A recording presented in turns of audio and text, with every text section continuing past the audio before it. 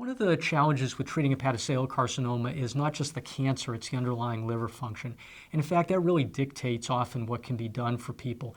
I've often had patients that appear to have disease that could be resectable, but unfortunately they have portal hypertension, and that wouldn't allow them to have surgery because there's a high risk of liver failure. They may be Child's B. Again, there's a high risk of liver failure if you try to operate on somebody and resect disease with Child's B. So the liver function also comes into play with later stages.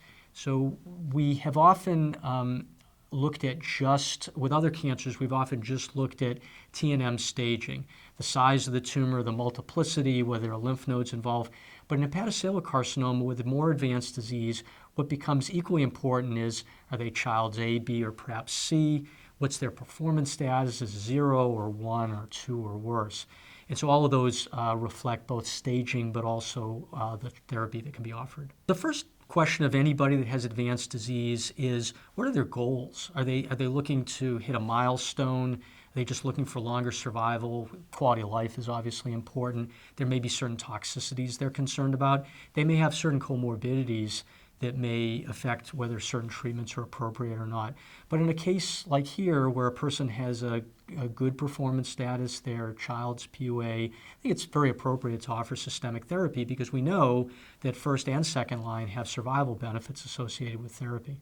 The FDA-approved first-line therapies are either lenvatinib or sorafenib. Now, lenvatinib and sorafenib have been compared, of course, in a randomized trial called the REFLECT trial. And while lenvatinib was found to be non-inferior to sorafenib, it did have a better progression-free survival and also had a higher response rate. So in this case, I think it was very appropriate to choose lenvatinib.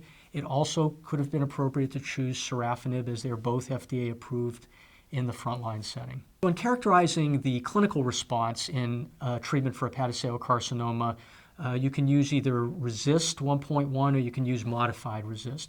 RECIST 1.1 looks at the longest single dimensions of measurable lesions, and modified RECIST looks at the longest dimensions of vascularized areas or enhancing areas on a CT scan with contrast.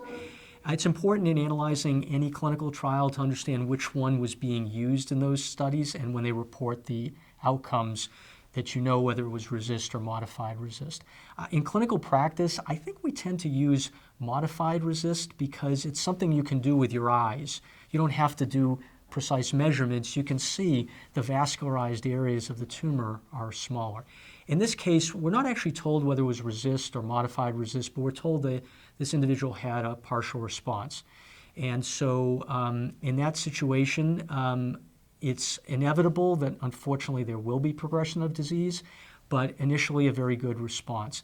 In terms of the toxicities, I would say they tolerated it as expected. The side effects of lenvatinib as a VEGF TKI are those of any other VEGF TKI, so you can have hypertension, which is one of its more common side effects, diarrhea, hand-foot syndrome, fatigue, proteinuria. There can be cardiovascular events.